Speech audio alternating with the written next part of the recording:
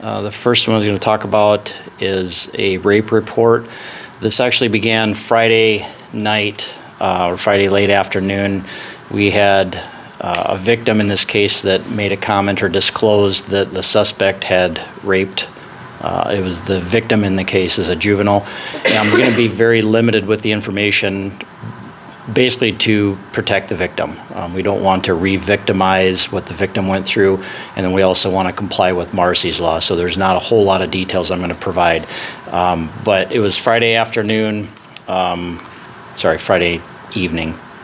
The victim reported that the suspect had raped the victim, and over the course of the weekend during this investigation, there was an arrest warrant that was issued for the suspect, and we had information that the suspect was back at the home on the 1200 block of Kevin Circle, and there was a mention of possible a weapon being involved, and so SWAT was called in. The suspect was taken into custody about 3:15 a.m. this morning on Monday morning.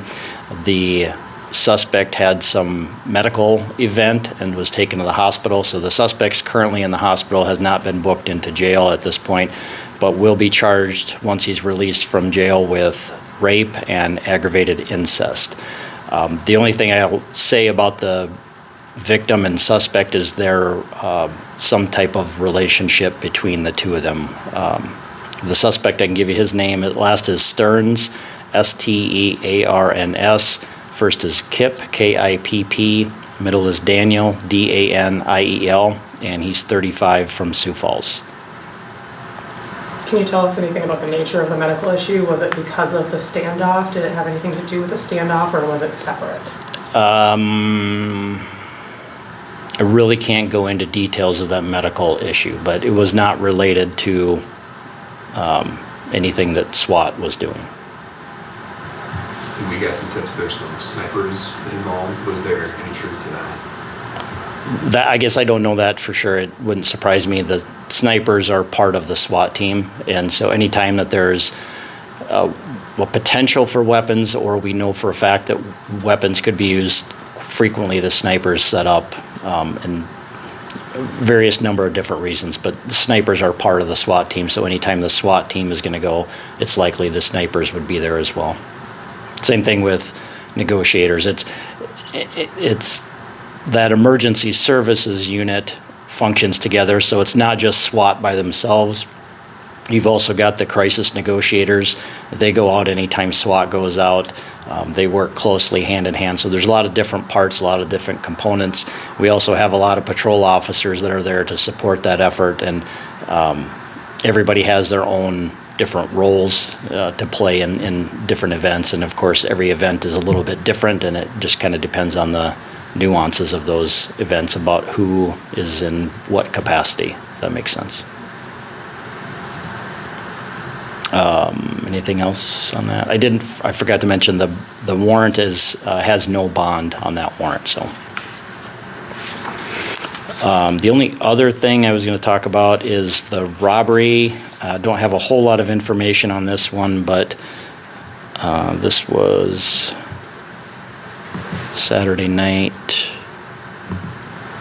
Yeah. Early Saturday morning. About 2:40 a.m. is when we were called. Our victim was left a bar downtown and ended up getting a ride with 3 strangers. As they were driving around, the people in the car then threatened the suspect, and they implied they had a gun and wanted items from him. He didn't see a gun. He said at that point they were driving through a neighborhood, so he estimated it was relatively low speed. He jumped from the car in an attempt to get away from them, but they stopped and confronted him anyway. They ended up punching him and kicking him and then taking some jewelry from him. He ended up walking to a nearby business and then reporting that. So no arrests on that. We just have very limited information. That's pretty much it. The aggravated assaults, no serious injuries, a lot of threats, some domestics in there as well. The arson that involves juveniles, that was a park bathroom where the damage occurred. No arrests on any of the burglaries. The disorderlies, most of those are people that were fighting and in traffic. Frauds, larcenies are reports. The other rape is a report. Sex offenses are all reports. No arrests on those. Nothing suspicious with any of the unattended deaths. Vandalisms, I didn't have anything concentrated. The weapons violation, we had 2 of those. One of them was a gunshot call. This was on in the arena parking lot. And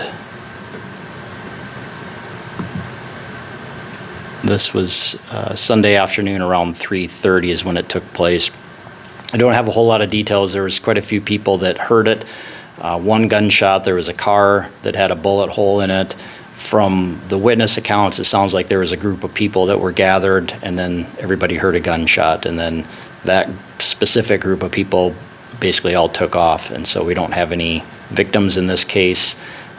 Still trying to piece together exactly what took place. The other weapons violation, that was a traffic stop, and the officers found what they believe is a short shotgun. It was shorter than the minimum length required, so that was just a report, no arrests on that part of it. That's all I have unless you have any questions. Okay, thanks.